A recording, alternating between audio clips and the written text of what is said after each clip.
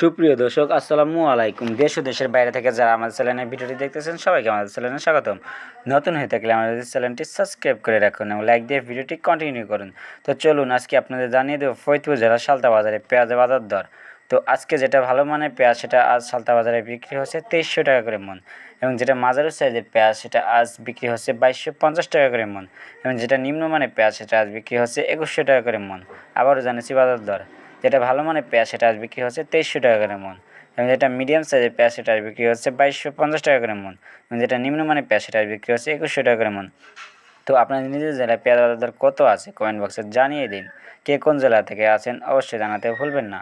নতুন হয়ে থাকলে আমাদের চ্যানেলটি সাবস্ক্রাইব করে রাখুন, লাইক দিয়ে ভিডিওটি কন্টিনিউ করে রাখুন, এবং লাইক দিয়ে অল নোটিফিকেশন অন করে রাখবেন। তাহলে আমরা ভিডিও ছাড়ার সাথে সাথে অল নোটিফিকেশন অপশন থেকে নোটিফিকেশন আসবে এবং আপনারা সঠিক নিউজটি জানতে পারবেন এবং ঠিক সময়ে সঠিক দামে পেঁয়াজ বিক্রয় করতে পারবেন এবং ক্রয় করতে পারবেন।